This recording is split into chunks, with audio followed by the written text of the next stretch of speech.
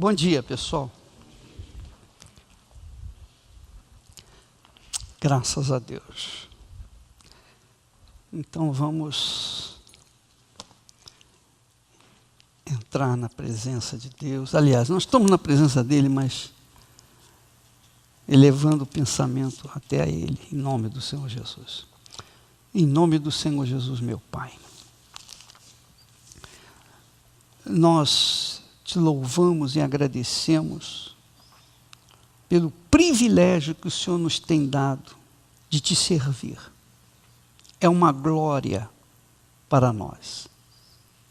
Se nós não alcançássemos nada nesse mundo, se nós não tivéssemos nada, nada, se estivéssemos no deserto, mas com o teu Espírito, nós já teríamos tudo o que nós necessitávamos ou necessitamos para te dar graças, para te louvar, para te exaltar, para te magnificar, para te agradecer, para reconhecer a grandeza da tua presença em nós. O teu Espírito, o nosso guia, o guia das nossas almas. Ó, meu Pai, muito obrigado pelo privilégio que o Senhor nos tem dado de ter o teu Espírito, porque não são muitos que têm o teu Espírito, são poucos, pouquíssimos, meu Pai, por esse mundo afora. Mas, mesmo com poucos, o Senhor é capaz de fazer muito, porque o Senhor é Deus e é o Todo-Poderoso. Então, usa-nos, Senhor, para fazer aquilo que lhe agrada, segundo a tua vontade, em o nome e para a glória do nosso Senhor Jesus Cristo. Amém. Bom, pode sentar, vamos falar o tema.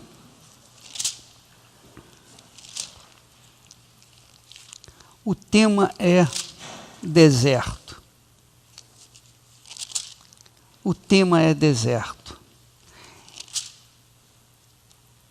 E Mateus 4, abra sua Bíblia, Mateus 4, vamos meditar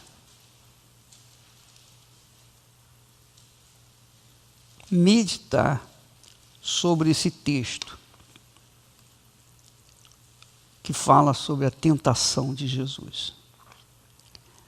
Diz o texto: então foi conduzido Jesus pelo Espírito Santo, obviamente, ao deserto, para ser tentado pelo diabo. Para ser tentado pelo diabo. Aí vem a pergunta que não cala. Por que o Senhor, o Espírito Santo, levou Jesus ao deserto, logo após ele ter sido batizado com o Espírito Santo?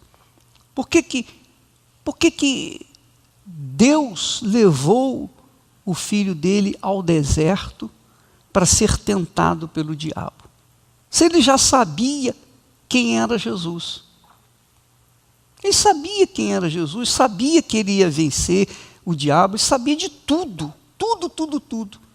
Mesmo assim, ele foi levado para o deserto. Já chegou a você essa pergunta? Por que Jesus foi levado no deserto? Por quê? Qual a razão? Qual o motivo? Por quem? Alguém pode me dizer? Alguém pode aventurar uma resposta aí? Bem, a única resposta que me faz sossegar e calar a minha dúvida é essa. Jesus foi para o deserto para chegar no limite da tentação, para deixar para os seus seguidores o seu exemplo. Só isso. Então, quem é batizado com o Espírito Santo, quem é levado para o deserto, está andando nas pisadas do Senhor Jesus. Obrigatoriamente tem que andar nessas pisadas. E tem como referencial o exemplo de Jesus. Então Jesus, ele foi tentado para deixar como exemplo de como o diabo trabalha para derrubar aqueles que são de Deus. Preste atenção. Essa é uma das grandes revelações desse texto. Então Jesus foi para o deserto para deixar, digamos, a receita de como nós devemos proceder, comportar diante dos desafios, das tentações que nós passamos. Porque quem é de Deus, e somente quem é de Deus, quem é batizado com o Espírito Santo, é tentado. É tentado. É tentado até o momento em que ele consegue resistir. Porque Deus não permite que nós sejamos tentados além das nossas forças. Então, há um limite de tentação para mim, para você, para cada um de nós. Ninguém vai ser tentado além das suas forças. Ninguém. Ninguém. Então, Jesus foi o exemplo para que nós pudéssemos nos espelhar nele. Como é que ele foi tentado? Como que ele foi tentado? Como que ele resistiu? Como que ele aguentou? Como é que ele foi forte para resistir? Você verifica que depois da primeira tentação, no versículo 8, diz assim, olha só, versículo 8 não, no versículo 5, diz assim, então o diabo o transportou à cidade santa, que é Jerusalém, e o colocou sobre o pináculo do templo. Quer dizer, presta atenção, o diabo pegou Jesus e levou, transportou para esses lugares. Não foi Jesus que foi na frente e o diabo atrás, não. Ou o diabo que foi na frente e Jesus atrás, não. O diabo pegou Jesus, digamos, nos braços e o levou, o transportou até a cidade santa. E colocou no pináculo do templo, na quina do templo, lá em cima. E o tentou. Então você verifica que o diabo, Jesus, permitiu-se ser carregado pelo diabo até o pináculo do templo. E não só foi essa vez não, lá no versículo 8 diz assim, novamente o transportou o diabo a um monte muito alto. Quer dizer, novamente o diabo pegou Jesus, o corpo de Jesus, e o levou até um alto monte. E mostrou-lhe todos os reinos do mundo e a glória deles. Então, nós temos aí uma panorâmica da tentação. Nós temos aí uma panorâmica da tentação. Às vezes, nós somos levados pelo diabo a tentações. Se ele pegou Jesus e levou, ele pode fazer isso com qualquer um de nós e nos colocar no pináculo do templo. É ou não é? Nos levar a um lugar, um alto monte, e mostrar para nós a glória do reino desse mundo. Ele pode fazer isso. Não é pegar o nosso corpo e levar. Pode até fazer isso. Não sei se pode, eu não sei. Eu sei que ele pode criar situações em que o homem de Deus, a mulher de Deus é colocada no pináculo do templo, ou no pináculo lá do templo, isso mesmo, ou no alto monte, ou não pode. Então nós temos que pensar bem o que se passou com Jesus para que nós possamos guardar a nossa fé, vigiar e guardar e proteger e blindar a nossa fé. Diante das situações hoje no mundo, nós temos certeza que Jesus está às portas. E mais do que nunca, o diabo vai fazer de tudo para derrubar aqueles que estão servindo ao Senhor Jesus. Porque esse é o objetivo dele. Então, o diabo vai fazer das tripas coração para tentar derrubar aqueles que são de Deus, com certeza. Seja pastor, seja bispo, seja esposa, seja filho, seja quem for, é de Deus, você é de Deus, você pode ter certeza, o diabo está cirandando as nossas vidas para tentar pegar a gente para cair em tentação. Isso você tem que tomar muito cuidado. Quando Jesus disse vigiai e orai, orar é super necessário. Imagine, vigiar ainda é mais necessário. A gente tem que estar sempre, constantemente, monitorando o nosso eu, o nosso coração, a nossa mente, os nossos olhos, a nossa boca, no que vamos falar, o que não vamos falar, o que vamos ouvir, o que não vamos ouvir. Nós temos que estar, se fosse possível, o melhor seria a gente ficar em casa, não sair para coisa nenhuma, lugar nenhum. Isso que seria o ideal. Mas se há internet, então há a chance de entrar na internet e trazer o mundo para dentro de casa. Mas suponhamos que você fique dentro de casa, não tem internet, não tem televisão, não tem nada. Você, o seu marido, você, a sua esposa, etc. E não sai isso seria o ideal para que nós pudéssemos nos guardar, nos proteger de cair em tentação. Porque o diabo não brinca. Ele não brinca. Ele fez com Jesus, e aqui está um modelo. 3 vezes o diabo tentou Jesus. 3 vezes consecutivas.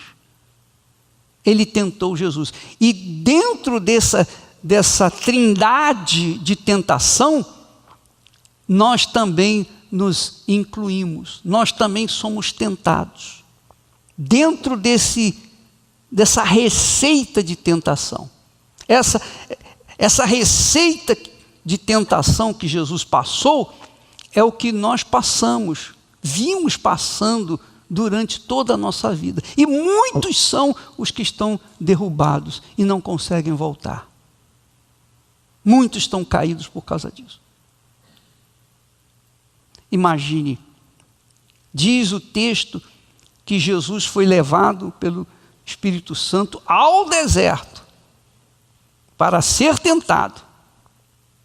Quer dizer, o Espírito Santo guiou Jesus ao deserto. Chegou no deserto, o Satanás apareceu, e depois que ele apareceu, tentou a primeira vez, tentou a segunda como? Pegando Jesus com o Espírito Santo. Imagine, pegando Jesus, o corpo de Jesus, transportando o corpo de Jesus até a cidade santa. E Jesus com o Espírito Santo. Depois o transportou para o monte, um alto monte. Jesus estava com o Espírito Santo, tinha o Espírito Santo. Então, nunca, jamais pense que você é forte o suficiente para não cair em tentação. É tão forte, tão forte, tão forte a tentação, ela vem de forma bem sutil, mas ela vem. que Jesus nos ensina a oração, dizendo: não nos deixes cair em tentação. Quer dizer que a tentação vem para todos. Não tem quem fique imune à tentação, mesmo estando em casa sozinho, a tentação vem, porque o diabo sopra os pensamentos dele, o diabo sopra as ideias dele, ele sopra aquilo que ele quer que você faça. Qual é o objetivo de Satanás na tentação? É outra pergunta. Sim, ele quer que nós caiamos em tentação. Mas como é que o ser cheio do Espírito Santo pode ser derrubado? Aí, outra questão extremamente importante para você digamos, cochilar na fé. Como é que o diabo faz sugerir o que ele traz de ideia e o que essa ideia ou essas ideias vão fazê-lo fracassar ou ser debilitado ou mesmo cair em tentação? Vamos ver. E tendo jejuado 40 dias e 40 noites, olha só, Jesus, sabendo, obviamente o Espírito Santo sabia e o Espírito Santo o guiava, sabendo o que iria passar, o que viria ser tentado, ele já imediatamente jejuou, como se precavendo do mal. Jejuou. E o que significa o jejum? Como é que você vê o jejum? O que é jejum? Jejum é abstinência de comida. Aqui Jesus se absteve de comer. A água ele deve ter bebido, mas ele se absteve de comer, literalmente comer. 40 dias e 40 noites. Então, ele jejuou para deixar a sua carne escondida, para eliminar a sua carne, digamos, da sua vida, os desejos da carne. Ele jejuou para ficar estritamente em espírito, para não se deixar levar pela carne. E eu falo carne aqui, é o lado emocional. Não é carne fisicamente. A carne é lado emocional. Tudo que diz respeito aos sentimentos do coração é carne. É carne. Então carne não é picanha, não. Carne não é o desejo da sua carne. Carne é o desejo do seu coração. Isso é carne. É o seu próprio desejo, a sua própria vontade, o seu querer, sua aspiração, seu sonho pessoal. Não, eu sou de Deus, mas eu tenho meus sonhos pessoais. Não, isso é carne. Então Jesus, para eliminar esse lado emocional ou esse lado carnal, ele deixou de comer. Deixando de comer, ele ficou o quê? Como é que ele ficou? Ele ficou fragilizado, ele ficou fraco, debilitado no corpo. E aquela debilidade o fez ainda mais humilde, que é o que acontece conosco. Quando você está bem, quando você tem saúde, quando você está forte, quando você está em atividade, maravilha. Mas quando você está doente, quando você que já pegou coronavírus, por exemplo, que teve febre, e teve dores no corpo, e falta de ar, e não sei mais o que, aquela sensação de cansaço, de fraqueza. Eu lembro quando eu não tinha dores no corpo, mas eu tinha muita tosse, eu tossia muito, e também muita fraqueza. Eu não queria, eu quase que não ficava em pé, eu tinha que ficar sentado ou deitado, melhor deitado, porque eu não aguentava nem a minha cabeça. Então, quando a gente está num estado assim deplorável fisicamente, o que acontece quando a gente é de Deus? A gente se sente fraco, debilitado espiritualmente, a gente se sente abatido. Poxa, meu Deus, eu poderia estar ganhando almas, eu poderia estar fazendo isso, eu poderia estar fazendo reunião, eu deixei de fazer isso, eu deixei de fazer aquilo, estou aqui. Então a gente fica o quê? A gente fica o quê? Fragilizado, mas sobretudo humilhado. O nosso estado de espírito é humilhação. E é aí que Paulo fala: quando eu estou fraco, aí é que eu estou forte. Porque o meu poder se aperfeiçoa na fraqueza. Por exemplo, se você está bem espiritualmente, está com saúde, está em atividade, você não pensa em fraqueza, você pensa em vitória, você vou conquistar, vou fazer isso, vou arrebentar. Você está forte, quer dizer, você está bem, mas ao mesmo tempo espiritualmente você está muito confiante, tem uma autoconfiança, sua autoestima está lá em cima. Então você está, digamos assim, orgulhoso de estar bem. Mas quando você está mal, fisicamente, então você se humilha. Você se torna como uma criança dependente. Você fica fraco. E as pessoas vêm tratar de você, cuidar de você, etc, etc. E você se vê fraco, quer dizer, você se vê humilhado.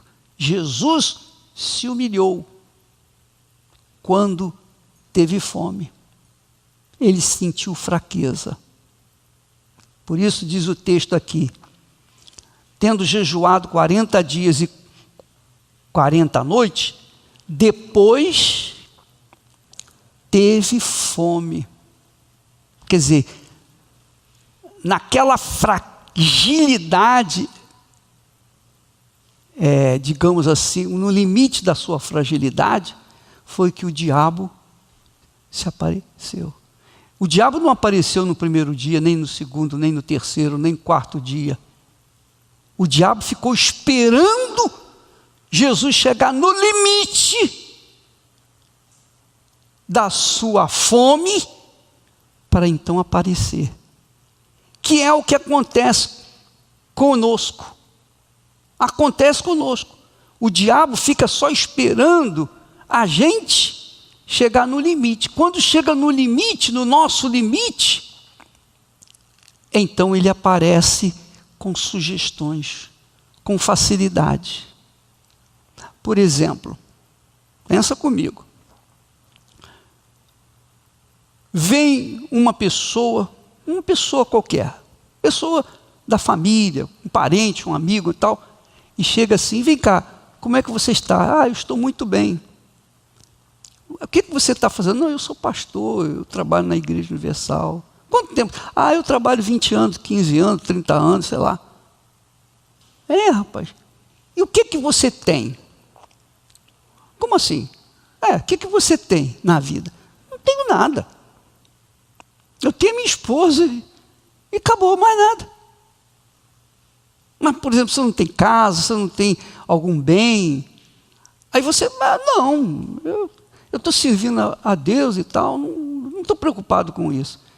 Mas digamos que se por acaso aconteça alguma coisa com você, você sai da igreja. Por exemplo, você cometeu uma falha, uma fraqueza e foi mandado embora da igreja. O que você vai fazer da sua vida? Agora que você já está até com uma certa idade. Você fica sem resposta. Não, eu creio que Deus... Não, mas se você cair, se você sair da igreja, por algum motivo, aí você fica sem resposta. Você vai para casa, mas aquela semente caiu aqui, no coração. E se acontecer isso? E se acontecer aquilo? É isso que o diabo faz. O objetivo para o diabo realizar a vontade dele na nossa vida é esse. Primeiro ele lança a semente de dúvida. Só isso, mais nada. O diabo trabalha com dúvida. Veja lá como aconteceu no jardim do Éden com a Eva. Ele só lançou a dúvida. Ele não pegou a fruta e deu na mão da Eva. Ele não tocou em nada. Ele só falou. Ele só falou, mais nada. Lançou uma dúvida letal. Deus não quer que você saiba o bem e o mal. Ele não quer que você seja como ele, saiba o bem e o mal. Isso suscitou o desejo, a cobiça de Eva, querer provar da fruta. Só porque o diabo, suscitou uma dúvida de ela saber o bem e o mal. E é óbvio que ela ficou pensando, mas se eu provar essa fruta, o que é a fruta? Porque Deus falou com Adão, olha, não coma daquela árvore. Deus não falou com a Eva, falou com Adão. Adão, obviamente, tinha falado com ela. Adão falou com ela, mas foi Adão que falou, que comunicou para Eva que não poderia comer a fruta. Mas Adão ouviu a voz de Deus. Eva ouviu a voz de Adão. Olha, não coma daquela ali, porque aquela não podemos tocar. Uma coisa é você ouvir a voz de Deus, outra coisa é ouvir a voz de outras pessoas. Então, parece que a voz de Adão não foi tão eficaz para a Eva. E é assim que acontece dentro da igreja. Acontece, muitas pessoas seguem o Jesus que você pregou, mas não teve uma experiência pessoal com ele. Então elas não têm segurança, elas não têm certeza. Porque se o diabo fosse falar com Adão, olha Adão, prova desse fruto aí, o diabo seria frustrado, porque Adão dizia, não, meu Deus falou que eu não devo comer, eu não vou comer. Mas Adão não foi, o diabo não foi para Adão, ele tentou a Eva. Porque quem falou para Eva foi Deus? Não, foi Adão. Quer dizer, ela não conhecia o poder que tinha aquela fruta de destruir a vida dela. Ela tinha ouvido apenas a palavra de Adão. Entendeu o que eu estou falando? Então, o diabo, ele usa pessoas. Se o pastor não tem o Espírito Santo, se a esposa do pastor não tem o Espírito Santo, não é selada com o Espírito Santo, não ouviu a voz de Deus, não teve uma experiência pessoal com Deus, como teve Adão, se a pessoa for como a Eva, que ouviu a voz do pastor, mas não conheceu pessoalmente o Deus que falou com Adão, então essa pessoa não tem segurança. Não tem segurança. Entendeu o que eu estou falando? Aí está a razão do porquê muitas pessoas, muitos pastores caem. Eles caem em tentação por quê? Porque eles não tiveram uma experiência pessoal com Deus. Eles não ouviram a voz de Deus. Lá em Salmo 29 fala: a voz do Senhor é poderosa. A voz do Senhor é poderosa. Ela não para nunca. A voz de Deus na pessoa que é batizada com o Espírito Santo é poderosa dentro da gente. Continua poderosa dentro da gente para que nós venhamos nos abrigar nessa voz, nessa palavra.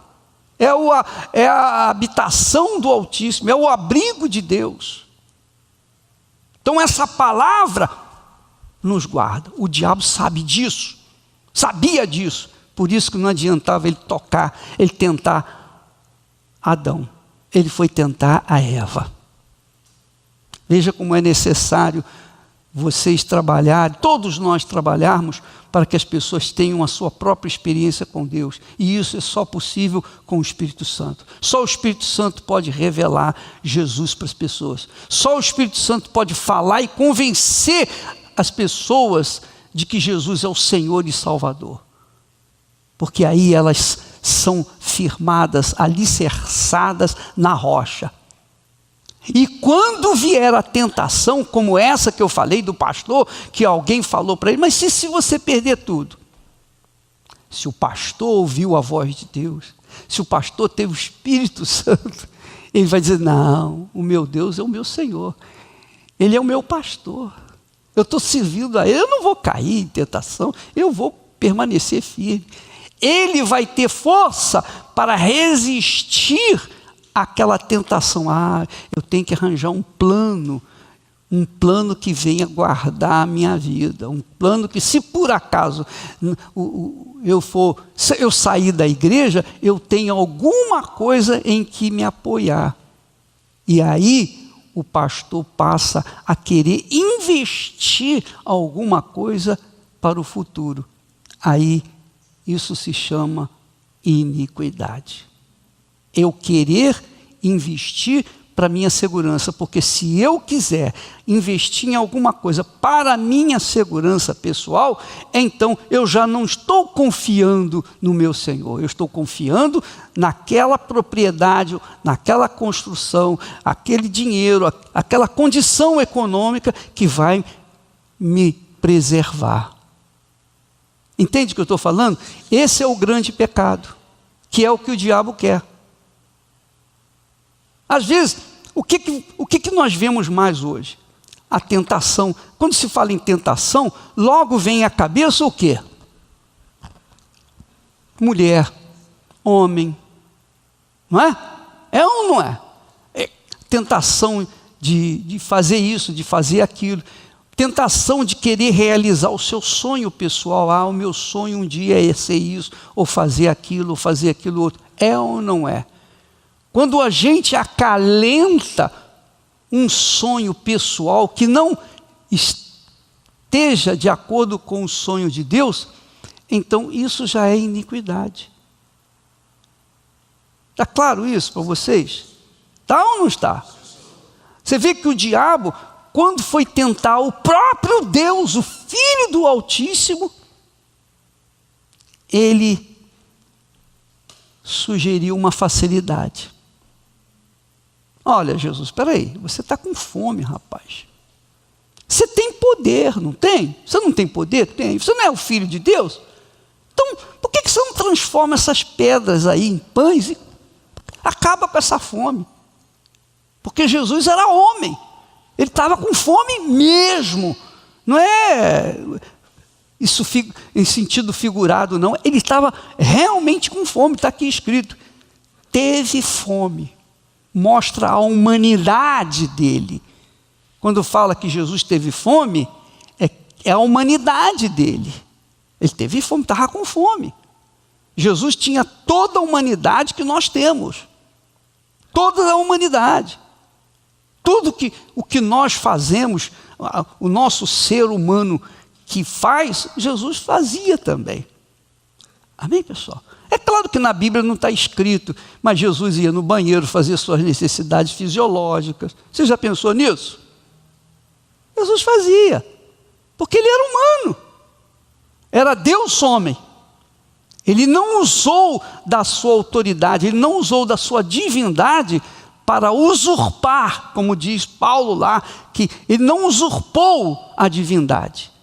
Ele foi sempre servo, mesmo sendo Deus, mesmo tendo a natureza divina. Então, ele teve fome, como nós temos fome.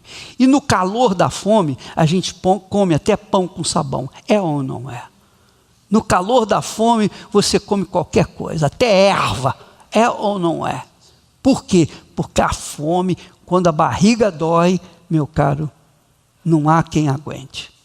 Jesus chegou nesse limite. Quer dizer, ele chegou no limite da fraqueza e o diabo não pegou ou fez pão e trouxe o pão para ele. Não. O diabo sugeriu, sugestão, apenas uma ideia. Faça isso. Entendeu o que eu estou falando? Quantas pessoas chegam para a gente e falam assim, você não é filho de Deus? Deus não é com você? Então, por que você está doente? Por que você está doente? Manda essa doença embora. E o que você vai responder? O que você vai responder? Não é isso? Bispo, a minha mãe está com câncer, mas ela é de Deus, é batizada com o Espírito Santo. Por quê? Por quê? Por quê? Cadê a fé? Cadê o Espírito Santo? Se a pessoa é incrédula, ela diz, cadê o Espírito Santo? Então, essas perguntinhas que sugerem o quê? O que sugerem? Quê? Dúvida. É só isso que o diabo quer. Ele quer plantar a semente da dúvida. Porque se ele conseguir semear um mínimo de dúvida em você, já era. Você vai perder a sua fé. Porque a Bíblia fala, Paulo fala lá, que o Senhor Jesus é o autor e consumador da fé. Fé é certeza. O diabo, contrariamente, é o autor e consumador da dúvida. Se você tem uma dúvida, pronto. Se essa dúvida permanece em você, ela vai gerar frutos. E frutos que vão levá-lo a perder o que você tem. Porque se pela fé eu sou salvo, pela dúvida eu perco. Eu perco. O diabo trabalha com a dúvida. A dúvida é uma arma satânica, diabólica. O diabo usa a dúvida para fazer o mundo inteiro se ajoelhar perante o coronavírus. Mas, por outro lado, Deus nos tem dado a fé. A fé sobrenatural, a fé inteligente, a fé racional, a fé que pensa, que para pensar, que foi o que Jesus fez. Quando ele disse, se és filho de Deus, manda que estas pedras se transformem em pães, se tornem em pães. Jesus, porém, respondendo, disse, olha só, para confrontar a dúvida de Satanás, Jesus usou o poder da fé na palavra de Deus, no que está escrito. Ele disse, está escrito, nem só de pão o homem viverá, mas de toda a palavra que sai da boca de Deus. Quer dizer, Jesus usou a palavra de Deus para confrontar a palavra de dúvida do diabo. Só isso. Eu estou com fome, eu posso transformar essas pedras em pães, mas eu não vou fazer isso para satisfazer os seus caprichos, Satanás. É isso que você quer. Você quer que eu venha usar da minha autoridade e fazer esse milagre. Eu multiplico 5 pães e 2 peixinhos, eu alimento 100 pessoas, 1000 pessoas, 2000 pessoas, 5000 pessoas, eu ando sobre as águas, eu faço isso, eu faço aquilo. Eu não poderia fazer transformar a pedra em pães? Claro que eu poderia, mas eu não vou fazer, porque se eu fizer, eu estou atendendo a sua sugestão. Compreenderam? Então, quando qualquer um de nós for açoitado pela dúvida, por menor que ela seja, nós temos que resisti-la. Quando a Bíblia fala, resistir ao diabo e ele fugirá de vós, é isso. Você não vai ver o diabo. Ele não vai aparecer para você, porque se ele aparecer, ele é uma coisa tão feia, tão vergonhosa, tão assustadora, tão monstruosa, que você vai fugir dele. Então ele trabalha com a dúvida, porque se ele conseguir colocar uma mínima dúvida dentro de você, já era, meu caro. Se você não resistir, vale a pena aqui recordar o caso de um rapaz que o Márcio falou para mim, o rapaz que você falou, você e mais um outro pastor, não é isso? Hein? Outros 2 pastores. 2 pastores estavam no carro e mais o Márcio, 3. Então nós temos uma testemunha aqui. Esse rapaz, que era auxiliar, não é isso? Ele estava sentado no banco do carona. E então ele tinha sido curado de AIDS, de SIDA. Ele estava condenado à morte. Então ele começou a vir na igreja e ficou curado. E estava se alimentando bem, estava ficando forte, é isso? Ele estava indo bem. Quanto tempo, mais ou menos? Não lembro, mas ele estava bem, ele tinha casado. Então, tinha se casado. Ele estava com AIDS, mas ficou curado, se casou, estava tudo bem, formou família, tudo, estava indo de vento em popa. E ele estava no banco do carona. Eles pararam no posto de gasolina para encher o tanque.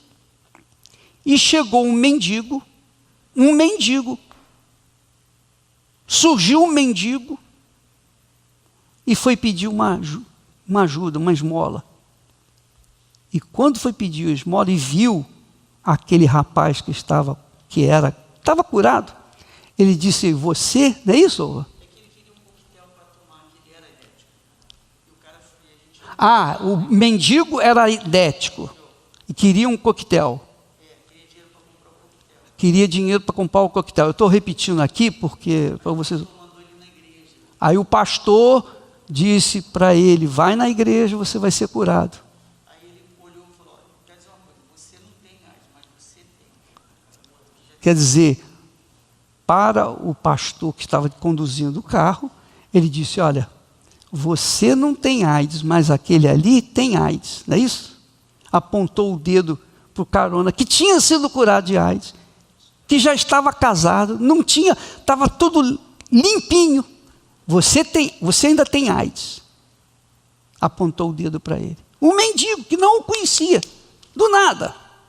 O que aconteceu?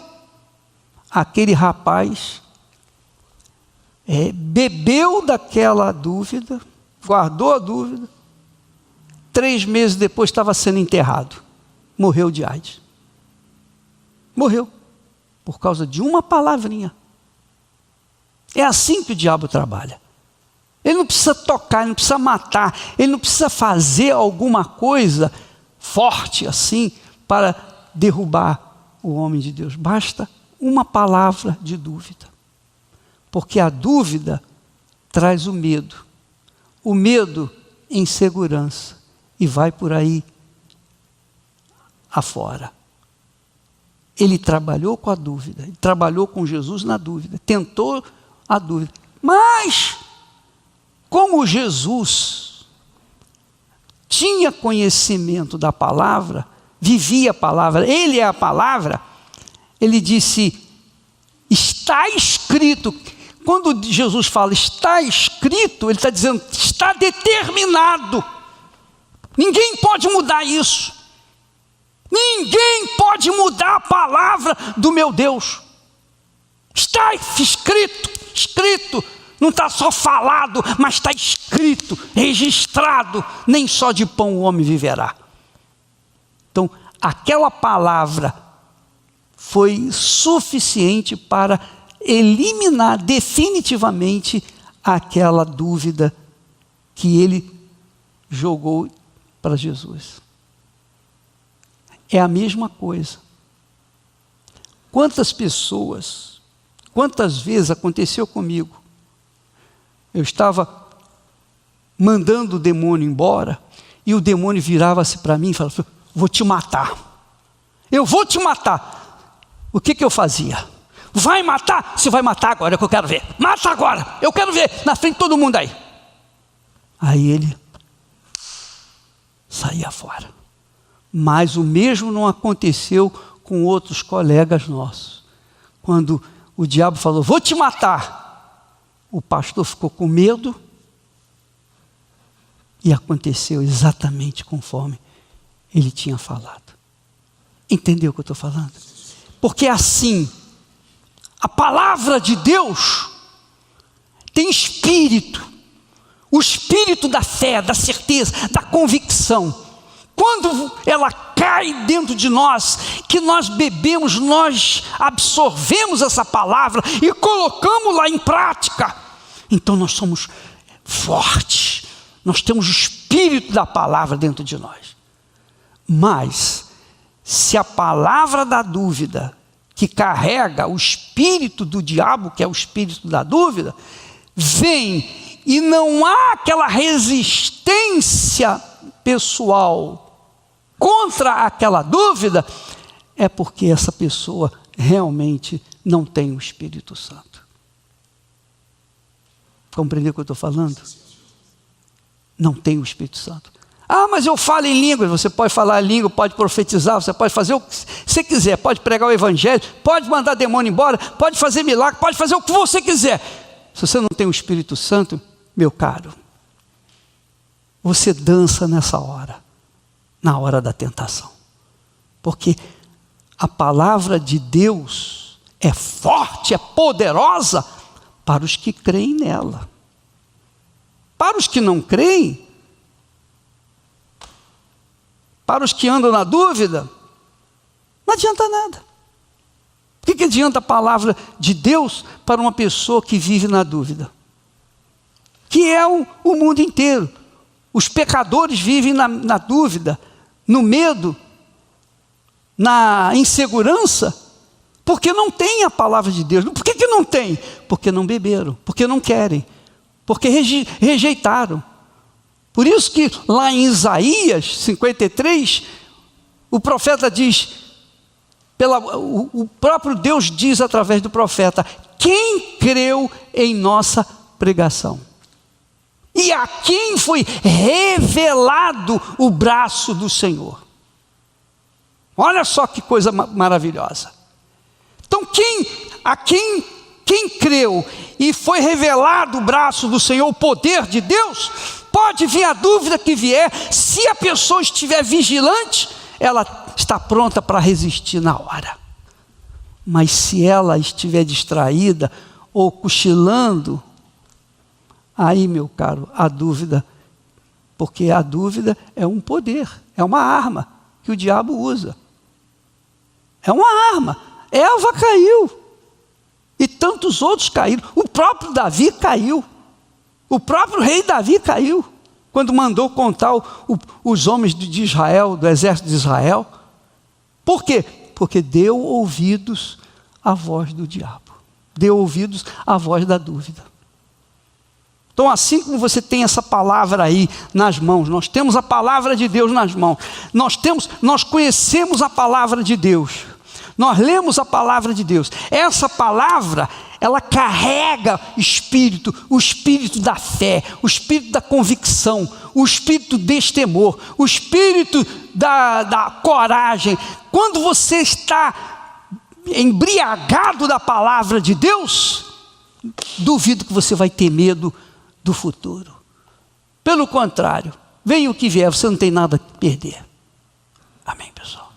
Nós não temos nada a perder. Porque se morrermos hoje, será lucro para nós. Se vivermos hoje, será Cristo. É mais um dia de sacrifício que a gente vai ter que viver. Se vivermos daqui a um ano, mais lutas, mais sacrifício. É ou não é? Se morrermos daqui a um ano, então daqui a um ano nós vamos para a glória, é lucro para nós. Portanto, para nós morrer é lucro. Morrer é lucro, qualquer dia, qualquer hora. E o viver, qualquer dia, qualquer hora, é sacrifício. Então, você, quando eu falo você, eu estou incluindo entre vocês, incluído. Nós temos que estar permanentemente vigilantes. Permanentemente vigilantes. Sempre vigiando. Sempre atento.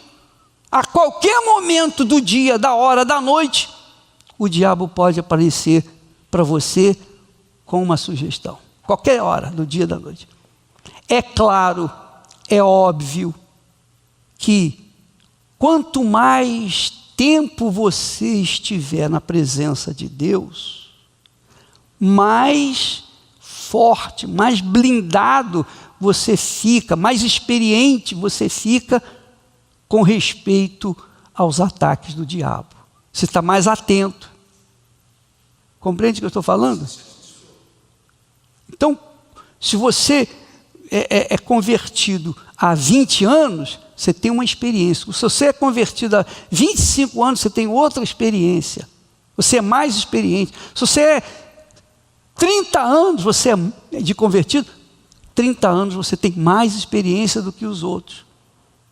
Conforme vai passando o tempo, mais experiente você vai ficando. Se você continuar na fé, continuar vivendo nessa certeza, você vai permanecendo na fé, você vai crescendo na fé, você vai desenvolvendo o potencial da fé.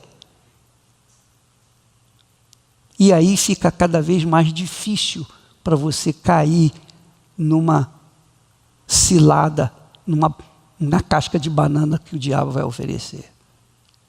Entendeu o que eu estou falando? Essa é a nossa glória. Essa é a minha glória.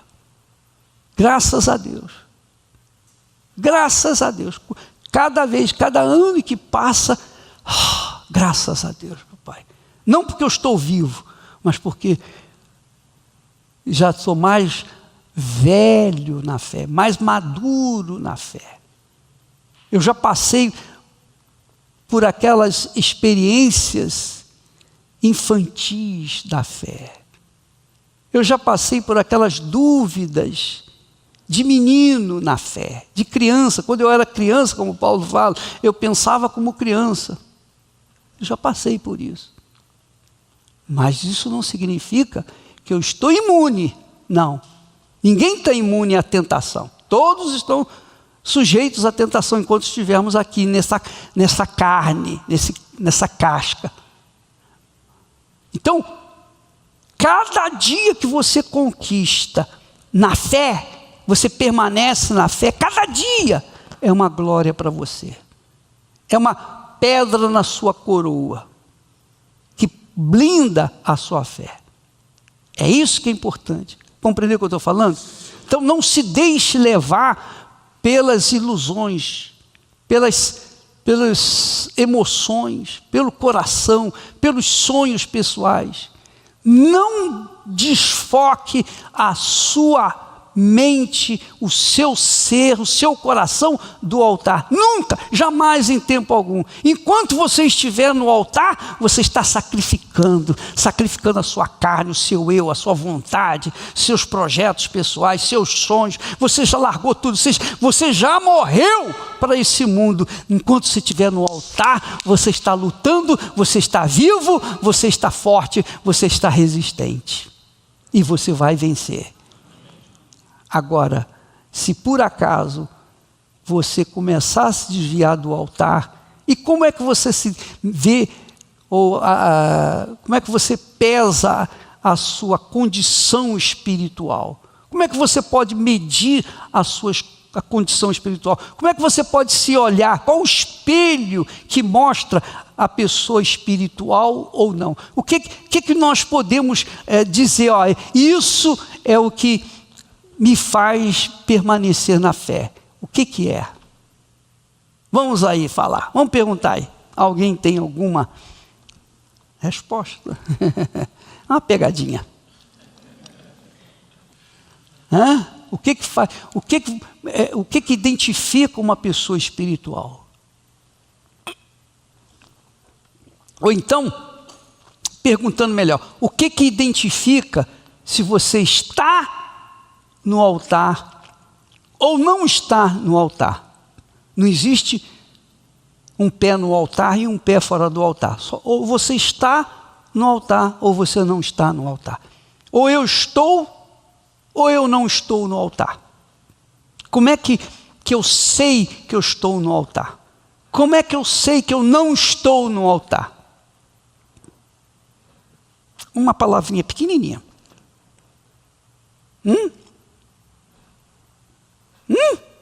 Qual é? Não, meu caro. Sacrifício todos nós fazemos. Às vezes o pecador faz sacrifício também. Sacrifício não é a palavra. Chama-se a consciência de paz. Você tem paz dentro de você. A sua consciência não acusa em nada. Você já passou por tantas tentações, tantas lutas, tantos dissabores, mas a sua consciência está em paz. Você está em paz consigo mesmo, mas sobretudo com Deus. Isso identifica que você está no altar. Que a gente está no altar.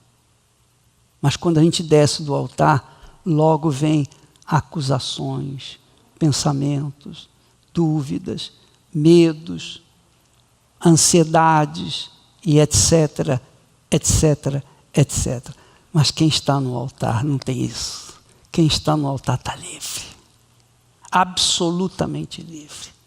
Porque a fé que é o termômetro da sua vida, pensar assim, graças a Deus, eu tenho paz com o meu Senhor, eu tenho paz comigo mesmo.